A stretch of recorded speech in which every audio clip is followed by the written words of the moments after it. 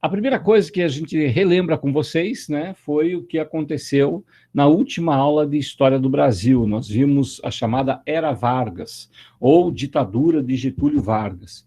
O Vargas, ele foi governante brasileiro entre 1930 a 45. E na fase final, pós 1937, ele foi da ditadura do Estado Novo. Aqui é importante fazer uma análise do comportamento político do Getúlio Vargas. Isso é bem importante mesmo. O Vargas, ele chega no poder em 30 com apoio dos tenentes, mas ele ocupa um vazio de poder. O que é esse vazio de poder? Não havia nas forças oligárquicas de São Paulo. Não, hoje eu estou de camiseta, é carnaval, né? Eu estou do bloquinho da história. Então vamos lá. O Vargas, em 1930, ele chega ao poder por conta de um vazio de poder. O que é esse vazio de poder? O vazio deixado pela oligarquia paulista. A oligarquia paulista ganhou as eleições presidenciais em 1930, mas os tenentes não permitiram a posse do novo presidente ligado a São Paulo. Resultado, a gente tem, portanto, um vazio de poder, ou seja, havia uma grande força política impedida pelas armas de assumir a presidência, que era o caso da oligarquia paulista. Os outros grupos políticos, eles existiam, mas eles não eram fortes o suficiente para conseguir governar no lugar da oligarquia paulista. Então havia os tenentes, não tinham força sozinhos, havia o próprio Vargas e a oligarquia mineira, que também não tinham forças sozinhos, mas quando os paulistas são tirados pela força armada do poder, eles são forçados a sair do poder, aí cria esse vácuo, essa lacuna, e o Vargas ocupa esse espaço. Mas como ele não tem força política sozinho para fazer isso, pelo menos não em 30 ele não tinha isso. Ele vai se associar, ele vai conciliar, ele vai se comprometer com diversos outros grupos políticos ao longo desses 15 anos. Ele se compromete primeiramente com os tenentes, ele se compromete com as oligarquias também, de forma a não modificar radicalmente aquilo que eles já estavam acostumados, tanto que o Vargas, ele vai lá e vai comprar os excedentes de café dos paulistas mais uma vez e vai queimar os estoques para reduzir a oferta desse produto. Também nessa ocasião, o Vargas se aproxima de setores trabalhadores, faz lá concessões de leis trabalhistas, regulamenta algumas, extingue outras, e vai criar, portanto, um compromisso com os trabalhadores, e vai permitir e obrigar a sindicalização, até como uma forma de controle do trabalhador.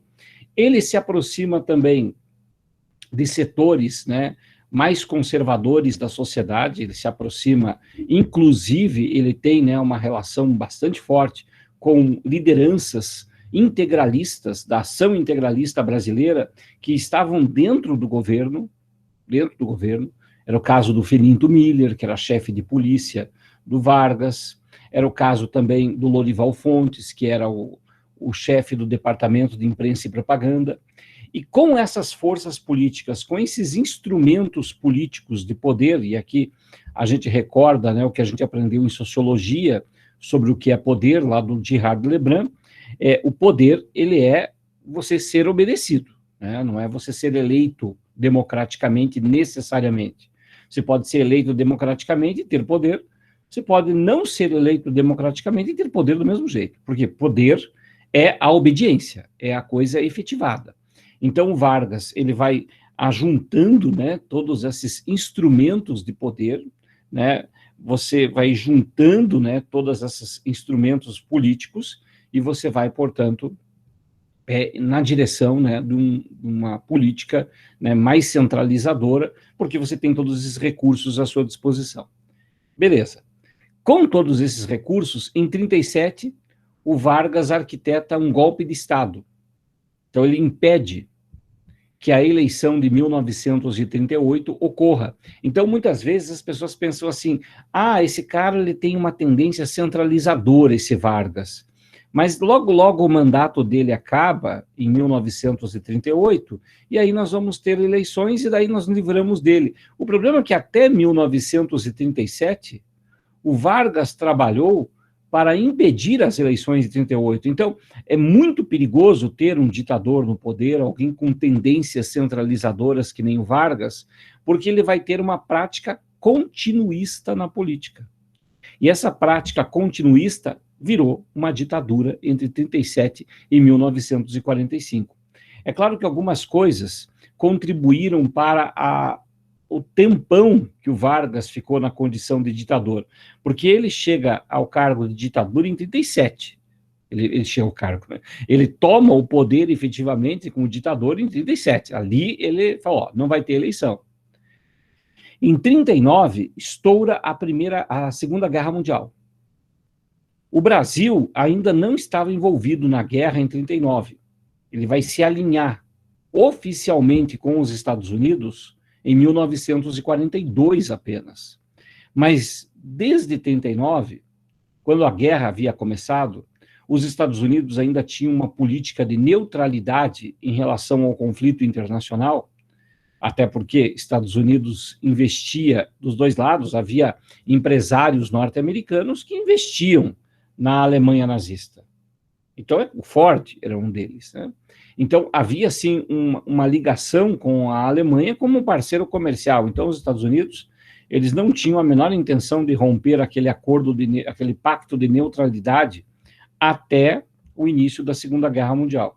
Aliás, né, a Alemanha também tinha um pacto de neutralidade com os soviéticos, né? O acordo de neutralidade com os soviéticos era diferente porque era um acordo secreto, enquanto que os Estados Unidos fez um acordo público com a Alemanha nazista. Mas isso acaba indicando como que o Brasil estava naquele meio termo. E o Vargas, né, astuto, né, ele vai ter uma política externa independente, né, vendo, né, que a guerra vai estourar e, inevitavelmente, o Brasil participaria junto com os Estados Unidos, não havia chance do Brasil se alinhar à Alemanha. Por quê? Porque a economia Brasil e Estados Unidos era muito mais frequente.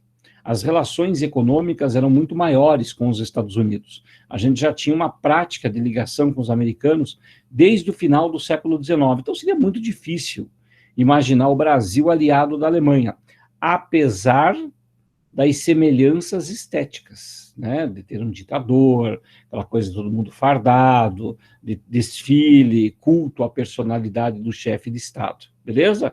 Então, quando nós falamos, né, desse Vargas, né, nós temos ali um Vargas preocupado em verificar quais são as melhores oportunidades para entrar na Segunda Guerra Mundial. Mas já vou advertir, não havia chance do Brasil e da Alemanha se tornarem aliados contra os Estados Unidos. Só se os Estados Unidos mantivessem a neutralidade.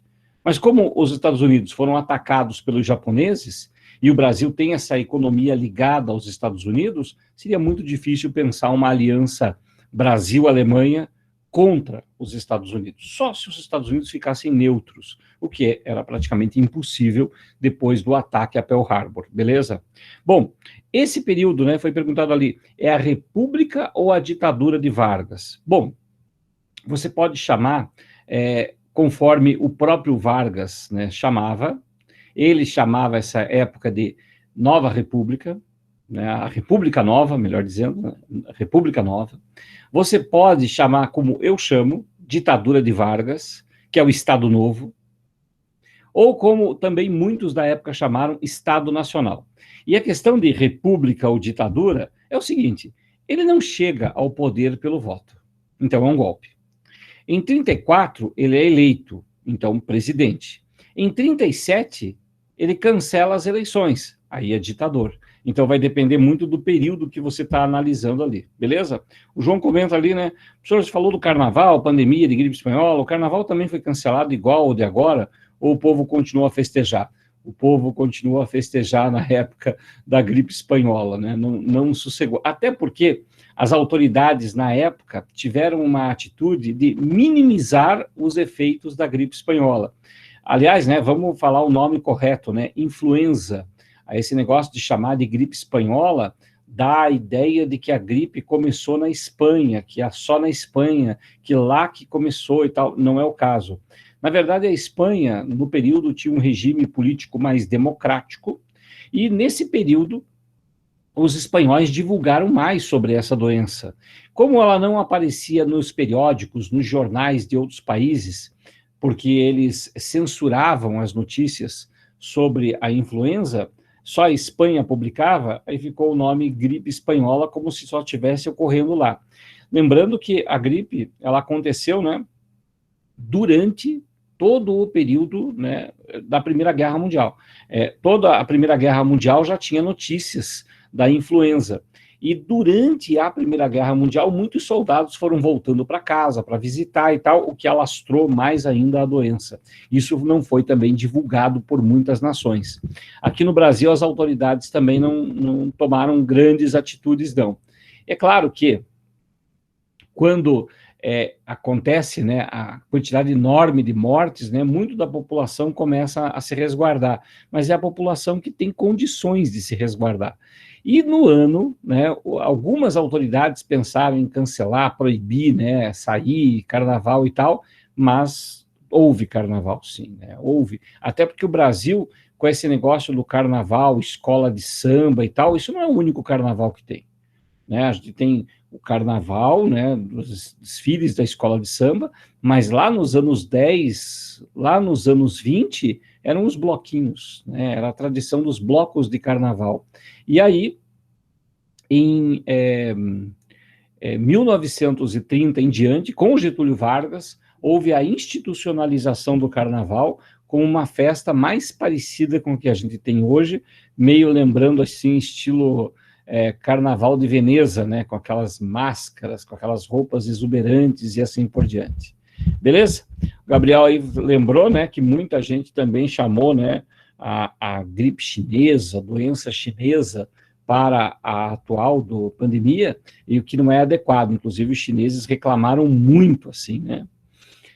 O Enzo, não é tão igual, já que a influenza veio dos Estados Unidos. Pois é, ela se alastrou muito, né, nos Estados Unidos, mas a influenza, ela teve, assim, a semelhança que eu estou dizendo, essa coisa das autoridades minimizarem os efeitos, né? Claro, os lugares, né, da onde elas vieram, são múltiplos, né? Mas principalmente lugares orientais. Dos Estados Unidos, foram soldados, né, que voltaram da guerra, que levaram essa doença, e ela foi aparecendo em pequenas cidades também. Mas o descaso das autoridades com isso, na época, no mundo, foi muito parecido, né? Lá na França, lá na Inglaterra, os casos que iam aparecendo eram minimizados, né? Então, a semelhança que aqui me refiro, né, é essa questão das autoridades tentarem minimizar os efeitos, né, aquilo que aconteceu, né, que foi a influenza. Enfim, né, minimizar significa não dar tanta importância. Bom, em 1945, o Getúlio Vargas é tirado do poder, mas aí uma série de acontecimentos anteriores já vão marcando a política dele. O Vargas, ele era muito astuto, muito conciliador, e o Getúlio Vargas se aproxima até mesmo de comunistas para conseguir apoio para se manter no poder. E olha o raciocínio, né, que comunistas e Vargas fizeram. Primeiro a gente tem que lembrar lá do Weber, né, como é que essas forças políticas, elas abandonam, digamos assim, suas convicções e tal, em nome de uma aliança. Isso acontece o tempo todo, né, a gente tem que prever essas coisas, né, quem diria, né, na campanha eleitoral para presidente do Brasil, que o Bolsonaro se aliaria ao Centrão, estaria alinhado com o Democratas, alinhado com a ACM Neto, alinhado com o Collor, né? Quem diria isso, né? Mas, enfim, eu diria, né? Eu e vários colegas dissemos, né? Não porque é o Bolsonaro, mas porque é o Brasil, né? Esse partido, esse grupo de partidos chamado de Centrão. Então, essas alianças políticas, elas são muito pragmáticas, né? Elas são bem pragmáticas, elas têm um objetivo muito próprio, tanto que foi feita a aliança, já não se fala mais em impeachment na Câmara dos Deputados. E nesse sentido é que você tem que entender a aliança que o Vargas procurou com os comunistas em 1945. Lembrando que os comunistas tinham como grande representante o Luiz Carlos Prestes, e o Prestes tinha ficado preso numa solitária por quase 10 anos.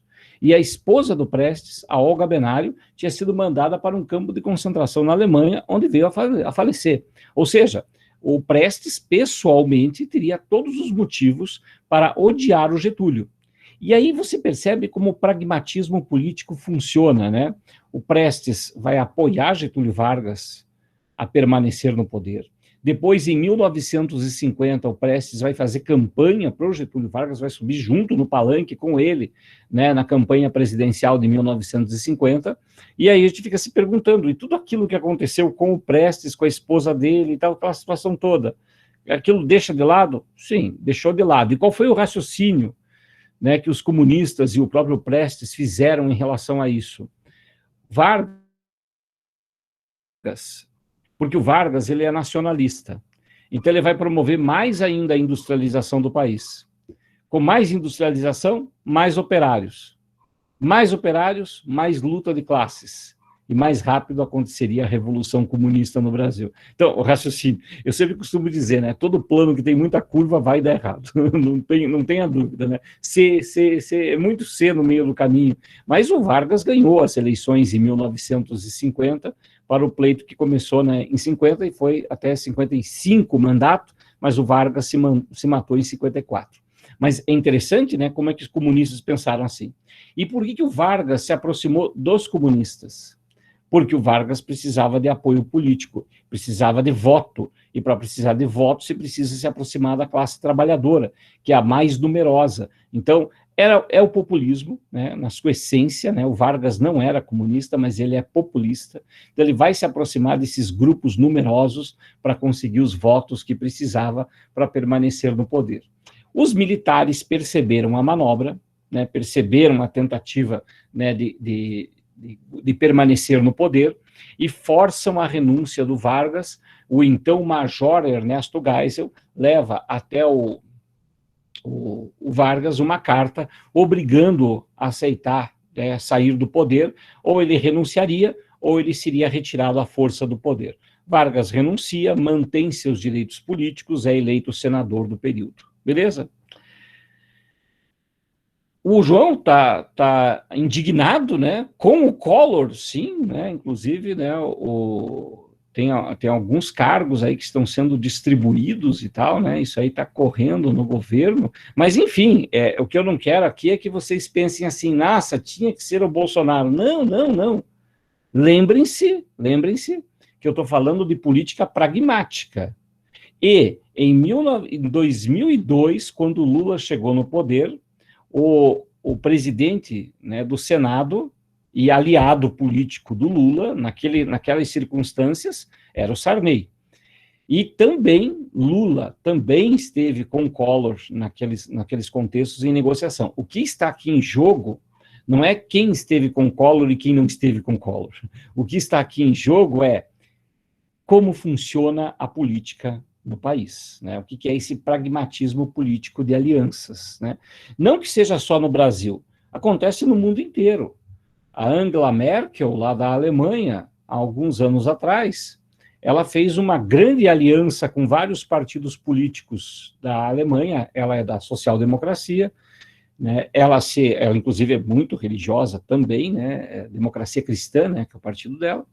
E ela se aliou aos verdes, ela foi buscar apoio nos comunistas, ela fez um grande Frankenstein para poder governar, para evitar que o Partido Nacionalista, né, a Alternativa para a Alemanha, né, AfD, né, a Alternativa para a Alemanha, que é um partido nacionalista com certo caráter nazista, chegasse a escolher o primeiro-ministro. Então, esse pragmatismo sempre existe. Agora, o interessante é que lá nesse caso da Alemanha que eu estou falando, foi um pragmatismo para evitar um partido nacionalista na Alemanha, xenofóbico, né, com características nazistas. Aqui os caras fazem para fazer um grande acordo, né, um grande acordão que seja vantajoso para os dois lados. Então, fazer alianças, né, isso é normal da política. Agora, com quem que eu faço aliança e por que eu faço aliança? Isso é importante de ser analisado, mas sempre você vai encontrar. E o Collor, pessoal, é uma das oligarquias mais tradicionais da política lá de Alagoas. Não esperaria algo diferente se ele não tivesse na política. Ele esteve com Temer, ele se aproximou de todos os grupos políticos que esteve no poder, desde quando ele voltou à política brasileira, quando foi eleito senador. Beleza? Mas na China foi assim que eles aplicaram a revolução comunista deles? Então, na China, né, a situação lá dos chineses, o comunismo deles, ele acontece num contexto de guerra, né?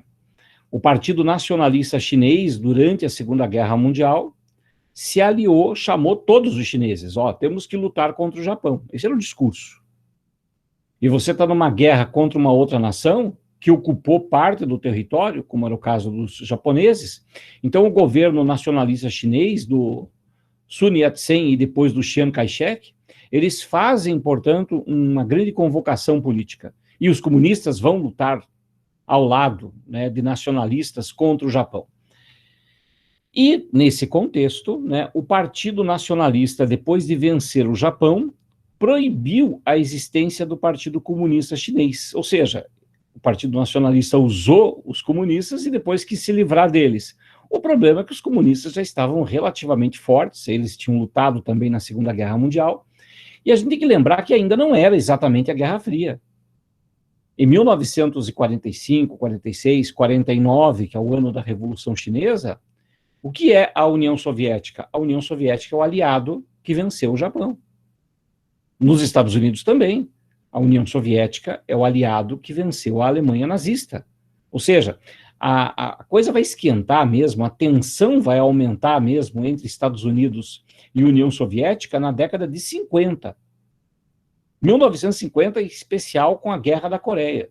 Mas até 49, 48, era o grande aliado.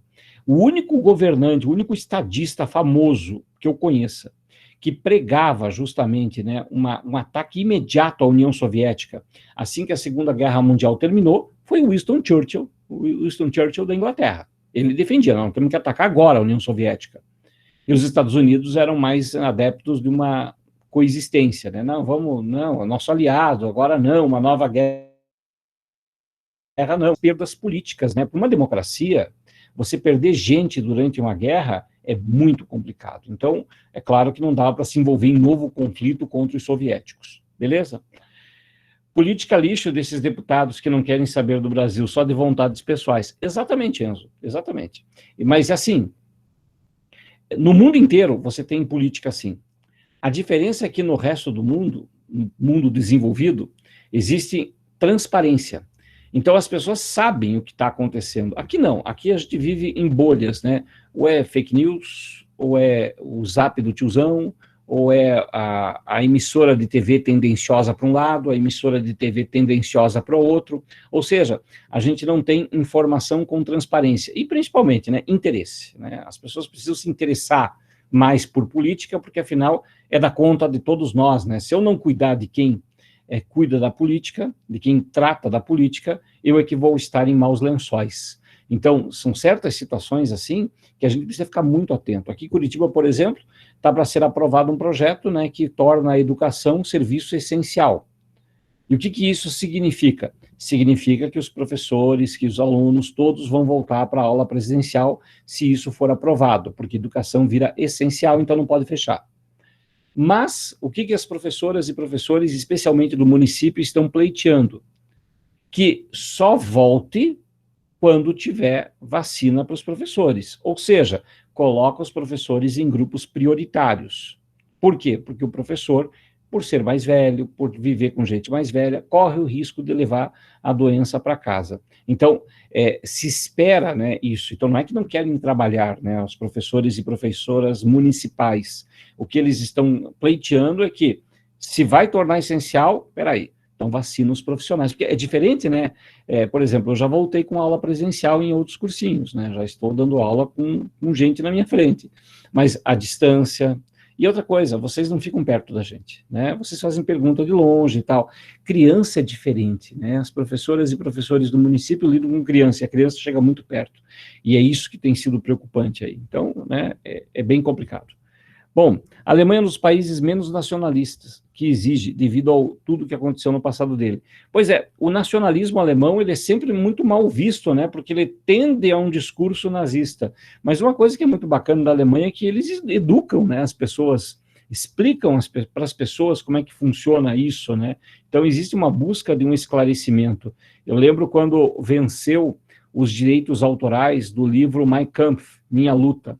O que a Alemanha fez? A Alemanha foi lá e fez uma edição especial explicando cada parte do livro, né, praticamente muito barato a edição que eles fizeram, para todo mundo que quisesse ler, comprasse aquela, onde tinha as explicações de quanto aquelas besteiras, né, eram besteiras mesmo. Então havia lá explicações científicas da época e tal.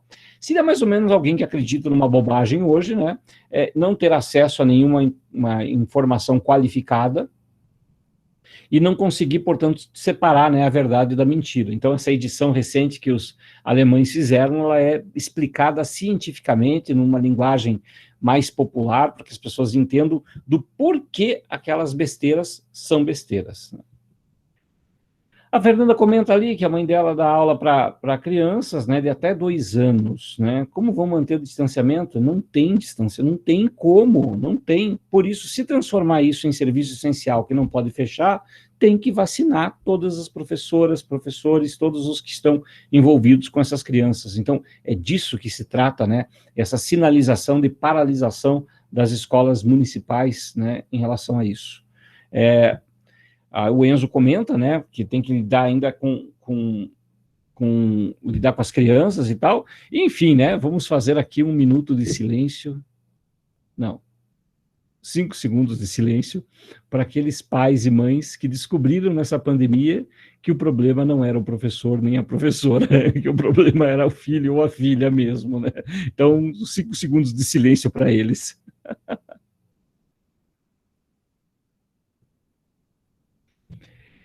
Nas eleições de 1945, lançam-se os candidatos à presidência da República e surge, né, uma aliança de partidos políticos ligados a Vargas e um partido político contrário ao varguismo. Apesar de ser varguista e anti-varguista, o que estava em jogo ali era interfere na economia e protege a economia ou libera a economia. O Vargas ele era mais adepto do nacionalismo econômico, bem ao estilo do Perón e de outros governantes da América Latina, Perón, Lázaro Cárdenas e tal, lá do México. Então o Vargas ele cria uma política econômica nacionalista na época dele, ele quer manter isso. O que significa essa política econômica nacionalista? Ele quer elevar as tarifas alfandegárias para impedir a concorrência com produtos importados. Mas, ao mesmo tempo, ele pega dinheiro público e incentiva empresas estrangeiras que querem vender no Brasil, que se instalem no Brasil. Qual que é a vantagem, né? Se a empresa se instala no Brasil, ela vai gerar emprego no Brasil.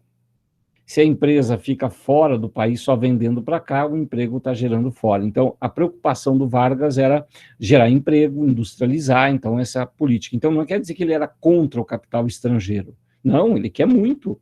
Ele quer, mas ele quer que a unidade produtiva se estabeleça no Brasil. Por isso, essa política, né, nacionalista que a gente está dizendo. Você não parece assim que o cara não pegava dinheiro estrangeiro de ninguém, não fazia nenhum tipo de empréstimo, não é isso. E quando Vargas pensava nessa política nacionalista, e ele não está sozinho, vários políticos pensavam da mesma maneira, surgiu um grupo de oposição que dizia, olha, muito bonito o que você está falando, mas não funciona. Se a gente não criar, né, a oportunidade, não abrir a economia para os importados, as empresas não vêm. Então, para os grupos, né, mais liberais, eles defendiam que a empresa viesse com capital nacional, o governo brasileiro pagava, né, uma multinacional para cá, doava terreno, criava hidrelétrica, abria rodovia, se instalava aqui, e quando ela se instalava aqui, o lucro que ela obtivesse, ela poderia mandar para o exterior. Vargas também era contra. Não, venha, a gente financia, mas o lucro que ganhar tem que ser reinvestido no Brasil. Em 1954, era isso que estava pegando no governo Vargas, na nossa política econômica. o pessoal da UDN, União Democrática Nacional, do Carlos Lacerda, contra o Getúlio Vargas, né, que tinha essa política nacionalista. É claro que essa diferença de mentalidade de política econômica acirrava também outras situações, outras rivalidades, e essas outras rivalidades eram as acusações. Vargas era acusado de tudo em 54, de comunista, Vargas era acusado de ser corrupto, e eu acredito que algumas situações contribuíram fortemente para isso, né? O Vargas, ele nomeou como chefe de polícia no Rio de Janeiro o irmão dele, o Benjamin Vargas, né? Nepotismo na caruda. Então isso criava também, né, uma situação, até acusavam o Bejo, né, de interferir em investigações para proteger o irmão e também proteger os próprios amigos. O Bejo, ele era assíduo frequentador de cassinos. E quando aconteceu o crime da Rua dos Toneleiros, que foi a tentativa, né, de matar, né, o Carlos Lacerda, que era um jornalista inimigo do Getúlio Vargas, o Carlos Lacerda, ele era um político, assim, um deputado, e ele era extremamente combativo contra o Getúlio Vargas, opositor de primeira hora. E o Carlos Lacerda, ele começa, portanto, né, a arquitetar, né, a fazer os discursos contra o Getúlio Vargas, e mandam matar o Carlos Lacerda. O crime da Rua dos Toneleiros é curioso, porque os pistoleiros que foram matar o Carlos Lacerda, não mataram Lacerda, mataram o major da aeronáutica, Rubens Vaz, que servia de segurança naquela noite, né, que servia de proteção para o Carlos Lacerda naquela noite. Quando mataram um oficial da aeronáutica, o crime foi investigado pela aeronáutica e a sede da investigação ficou dentro do aeroporto do Galeão. E esse pessoal do aeroporto do Galeão, que fizeram um inquérito policial, né, para investigar a morte do major da aeronáutica, chegaram aos pistoleiros, dos pistoleiros chegaram ao taxista, do taxista chegaram ao mandante do crime, e assim, o taxista que levou os pistoleiros para matar o Lacerda, ele fazia ponto de táxi, aquele ponto de táxi era perto do Palácio do Catete, no Rio de Janeiro.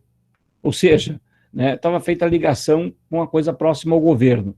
O mandante do crime foi o Gregório Fortunato, que era o chefe da guarda pessoal do Getúlio Vargas. E o Getúlio Vargas já tinha entendido, né, que tinham trocado os pés pelas mãos e mandaram matar o Lacerda, né, sem o consentimento do Vargas. O Vargas não teria mandado matar o Lacerda. O Vargas era muito astuto para cair numa armadilha dessa. Você mata o teu inimigo público primeiro, você o transforma em herói. Se ele não morrer, ele vai te acusar de ter sido mandante. Então, Vargas conhecia, né, esses meandros da política. Mas muita gente, né, motivado por uma ideia autoritária, segue com um plano absurdo desse. E assim, o Vargas, cada vez mais isolado, ia ser golpeado, ia ser tirado do poder, quando então preferiu se matar em 24 de agosto de 1954. Bom, tá aí, portanto, né, a história, né, do Vargas, né, essa era Vargas. Aqui é o primeiro governo da redemocratização brasileira pós-Vargas, né, o governo Dutra, 1946-50. Aqui nessa fotinha, aparece aqui o Vargas. Nessa foto ele aparece aqui fazendo, né, um discurso, e aqui do ladinho dele é o Luiz Carlos Prestes. Lembra que eu falei, né, dessa aliança que o Prestes fez? Aqui é o presidente Dutra, né, recebendo aí a visita do general Eisenhower, né, que era presidente dos Estados Unidos. O Eurico Dutra é esse aqui do meio.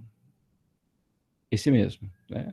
Então, esse aqui que era esposo da Carmela Dutra, né, que era a primeira dama do país. Durante o governo do Dutra é criada a Organização dos Estados Americanos, ainda com Cuba, né? Cuba só vai ser expulsa nos anos 60, quando depois, né, da revolução que levou Fidel Castro ao poder e tal, do golpe de Estado que levou Fidel Castro ao poder. Durante o governo Dutra, o Vargas, né, era senador, mas ele assistiu, né, uma aproximação maior ainda com os Estados Unidos. Mas essa aproximação já existia, era um alinhamento, né? Mas por que eu digo aproximação? Porque o Dutra começa a diminuir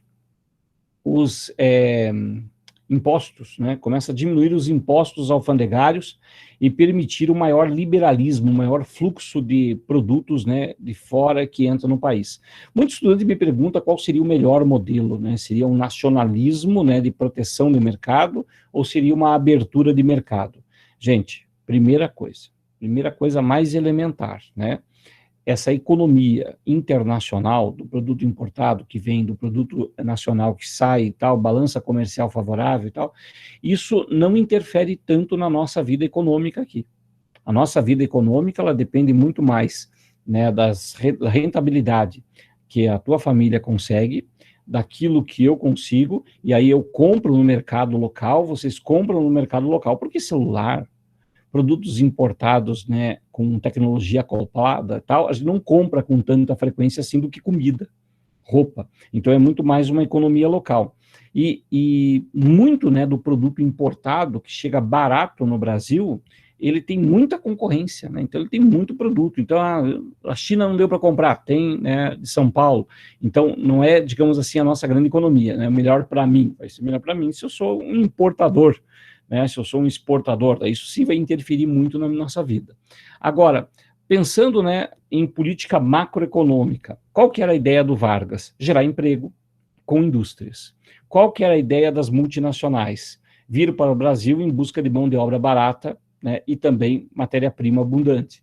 Ou seja, todo esse pessoal está pensando em vantagens, né, em nível macro, né, em tabelas, assim, em receita e tal. E muitas vezes, tanto trazer a indústria para cá, quanto deixar só o produto vir aqui, os dois resultaram em dependência econômica. Ou seja, dependência é a teoria do Celso Furtado, né? A teoria do capitalismo dependente. Por quê? Porque a nossa indústria, ela não inventa, ela copia, ela monta. Então, isso não gera um valor agregado para o produto, né? Então, a gente sempre está na dependência de um mercado internacional. Então, no final das contas, não vai gerar muita diferença em relação a isso, não. Em 1950, o Jango, que aparece aí na fotografia, lançou praticamente a candidatura do Vargas, né? E ele é eleito em 50 e vai governar de 51 a 54. Né? O Vargas, ele é lançado candidato à presidência com essa frase aí no dia do aniversário dele, do Jango, né? Ele voltará, é o nosso candidato. Isto é uma rebelião queremista. A expressão queremismo significa queremos Getúlio, que era uma palavra-chave, uma palavra de ordem no final da ditadura de Vargas em 45, né? Os queremistas eram os apoiadores de Vargas. O Vargas, né, recebeu aí uma ajudinha de uma canção na época, né, que é o Retrato do Velho, bota o Retrato do Velho, bota no mesmo lugar, o sorriso do velhinho faz a gente gargalhar. Ou melhor, faz a gente trabalhar. Petróleo é nosso. Esse cara aqui no fundo não é o Vargas, tá? Esse cara no fundo não é o Vargas, não. Esse é o General Horta, que foi assim um grande idealizador, né, da nacionalização do petróleo.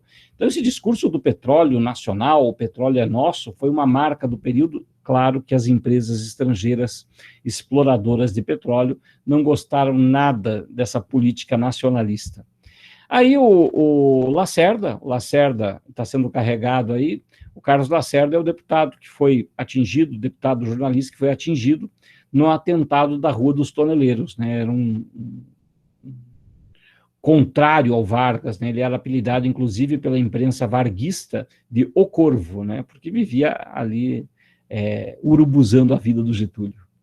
A comoção popular gerada pelo suicídio de Vargas, não há dúvida, né, de que foi um suicídio, todos nós, né, aceitamos a tese do suicídio de Vargas, não há contrariedade nisso, até porque um dos indicativos é que Vargas sempre foi um cara meio, né, depressivo, né? O que ele escrevia, as impressões que ele tinha e tal, o que ele escrevia era sempre alguma coisa depressiva, mas a comoção popular foi de surpresa, foi de desespero, e muitos dos apoiadores dele, né, foram assim às ruas se manifestar por conta da morte do Vargas.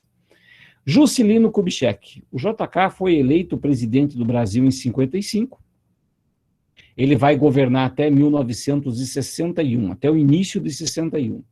E o JK, ele governa, portanto, o país, né, tentando equilibrar essas forças de políticas econômicas mais nacionalistas e políticas econômicas mais internacionalistas. E o JK vai atrás de dinheiro internacional, para financiar a indústria no Brasil.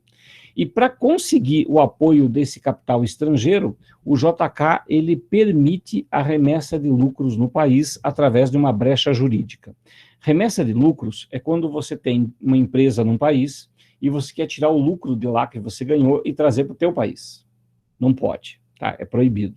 Mas, no tempo em que o JK foi presidente, foi criada uma brecha jurídica para permitir isso, né? Um jeito legalizado de fazer a remessa de lucros. E no que consiste isso? A empresa se estabelece no Brasil, ganha dinheiro no Brasil e quer mandar esse dinheiro para a sua matriz lá na Europa, por exemplo, ou nos Estados Unidos. Como é que faz? É assim, a empresa alega que vai comprar tecnologia, que vai adquirir tecnologia. Então, ela vai comprar da própria empresa, dela mesma, da matriz, né? Vamos pensar a Fiat em Betim, Minas Gerais, vai comprar da Fiat lá na Itália uma determinada máquina. Então, a máquina vem, e como é para aquisição de tecnologia, essa máquina não vem com altos impostos, então compensa trazer a máquina para o Brasil, porque afinal é aquisição de tecnologia. Só que ela vem com um preço extremamente alto, ela vem superfaturada, vem muito alto. E aí você, portanto, disfarça, né, o repasse. Você vende para você mesmo, né, para uma outra empresa tua, só que localizada no Brasil, cobra muito alto e não paga o imposto de importação. Isso acaba se tornando uma vantagem, portanto, para as empresas estrangeiras que se estabeleciam aqui. Essa lei, né, a lei de remessa de lucros, ainda é proibido. Mas, na época, né, tinha essa brecha aí chamada Instrução 113, da Superintendência da Moeda e do Câmbio. Para quem quiser depois, né, pesquisar, Instrução 113 da SUMOC, que é a Superintendência da Moeda e do Câmbio, e foi feito lá no governo do JK para facilitar a entrada de capital estrangeiro, sabendo que esse capital estrangeiro poderia sair também quando quisesse. Então, isso foi uma estratégia. Porém, o plano de metas, né, do JK, que previa toda essa industrialização, todo esse crescimento econômico, o plano de metas, ele começava a sofrer, porque nos anos 50 havia um problema sério no nosso país, havia muita coisa por ser feita. Muita energia era necessária, muita rodovia era necessária, faltava, portanto, ferrovias, precisava modernizar portos, e ainda o JK se envolveu na construção de Brasília, né, um negócio assim faraônico. Tudo isso levou, portanto, né, a uma crise constante na economia brasileira, com inflação galopante. Eu sugiro fortemente que vocês vejam um dia uma coleção de moedas do Brasil. As coleções de moeda você encontra no Museu Paranaense, por exemplo, lá no Largo da Ordem. As moedas da década de 50, elas são feitas de um material extremamente leve, um material assim, que olha, que se bobear é capaz de você conseguir entortar com uma alicatinha assim, não muito forte, você consegue cortar a moeda. Por quê? Porque a inflação era tão grande, né, que não compensava você fazer uma moeda com um material extremamente resistente, porque afinal, né, logo teria que ser trocada, principalmente as moedas, né, que são as que mais desaparecem. O Enzo comenta ali, se não é permitida a remessa de lucros, qual é o motivo para que haja indústrias transnacionais no Brasil?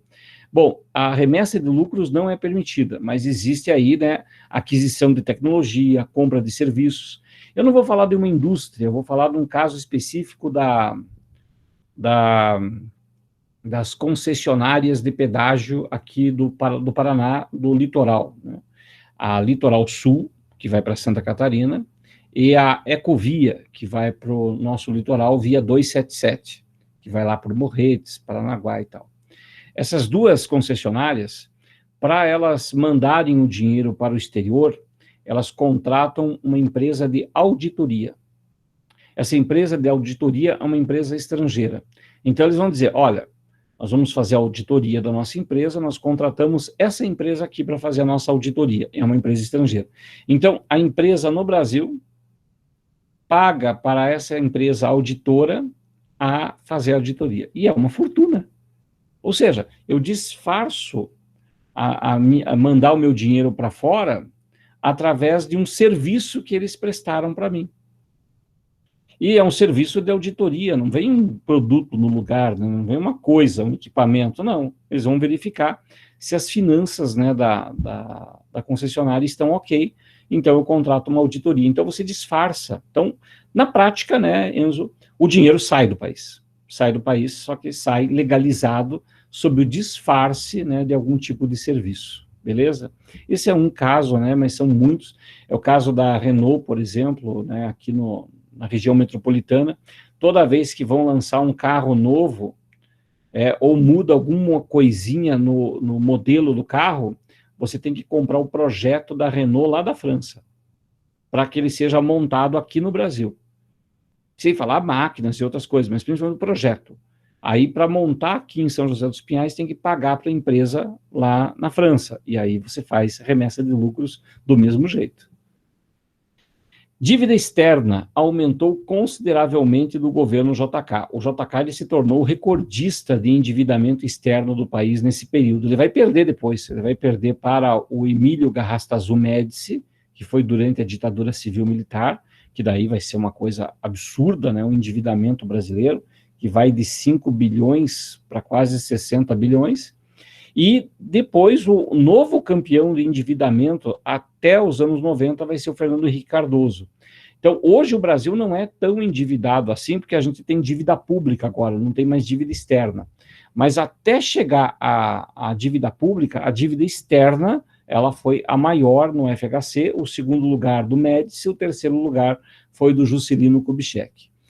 Curiosamente, né, governos que nem o do Lula, governos, né, que nem da Dilma, o próprio governo do Temer não foram endividadores, né, não foram. Por quê? Porque foram governos, né, que ou estavam numa circunstância econômica muito favorável ou cortaram muitos gastos para evitar, portanto, gastar mais. Então, a gente tem hoje, né, uma realidade que o país não está quebrado, o Brasil não está quebrado. Mas o que existe no nosso país, né, é um enxugamento dos investimentos. Talvez um exemplo disso, né, que ajude a gente a compreender, é a contenção de aumentos salariais para alguns segmentos e para outros, né, aspectos, a contenção de concursos públicos, que também ficou muito evidente, né, como isso parou no país, né, era uma loucura, né, toda semana tinha um novo. A crise econômica do governo Juscelino Kubitschek foi grave, foi muito grave. O final dos anos 50 foi complicado. E foi aí, em 1960, que no novo pleito eleitoral lançaram a candidatura de um maluco, que é o Jânio Quadros. O Jânio Quadros é a sua campanha da vassoura. O Jânio Quadros, ele era um político meteórico, né? Ele veio de deputado, prefeito, governador muito rápido, né? E ele tem aquele discurso populista da salvação da pátria, porque eu vou salvar, eu vou fazer uma nova política, porque tudo vai ser diferente, porque ninguém suporta mais a velha política. Então o Jânio Quadros ele se elege em cima dessa prática populista tão antiga do nosso país, muito antiga, que é muito do discurso da aproximação com os trabalhadores para conseguir o voto. O Jânio chega, portanto, à presidência da República, mas vai governar apenas 8 meses. Governa pouco porque é um governo todo marcado pela crise política. E a situação do Jânio Quadros, ela é curiosa, né, porque o Jânio Quadros ele adota uma política externa independente, nomeando, portanto, né, condecorando o Che Guevara, condecorando o Yuri Gagarin. O Jânio Quadros ele faz uma política, né, muito personalista, justamente para chamar a atenção e ocupar espaço. E é claro que os jornais da época não perdoavam ele, né, zoavam ele aos montes, né, de tudo que ele falava, de tudo que ele pensava, né, e ali, né, vou ser Napoleão, né, bem doidão aí o Jânio Quadros e tal, com suas frases de efeito, com sua mania política e assim por diante. A política externa independente, né, consistia aí nessa coisa de você agradar Estados Unidos e União Soviética e tentar oferir vantagens. E é claro que logo perceberam, né, que o cara era totalmente descompensado. Aí essa fotografia que tiraram dele com os pés tortos, né, que é a foto sem rumo, que mostra, né, que se você tenta ir para os dois lados não vai conseguir nada, é isso que estava dizendo a foto. Na verdade, o Jânio Quadros tentava imitar aquilo que o Getúlio Vargas fez durante a Segunda Guerra Mundial. Mas a Segunda Guerra Mundial não é a Guerra Fria, né? Enquanto que a Segunda Guerra Mundial claramente havia um inimigo, na Guerra Fria os comunistas e os capitalistas rivalizavam. E o Jânio Quadros ficava ali, portanto, tentando oferir vantagens dos dois lados, mas não conseguiu. O Jânio, ele renuncia em agosto de 1961, né, ele renuncia em 25 de agosto de 61, e ficam naquela, será que o vice dele, o João Goulart, que aparece aqui na fotinho sendo abraçado, né, de terno mais escuro, sendo abraçado pelo cunhado dele, o Leonel Brizola, assume ou não assume? Na próxima aula de História do Brasil, nós vamos ver a chegada de Jango ao poder e também o começo, né, da ditadura civil-militar no Brasil. A todos vocês, né, um ótimo carnaval, se cuidem e até a próxima, pessoal, até sexta-feira. Tchau, tchau, Lamoncito. Valeu, Fernanda, boa semana para você também.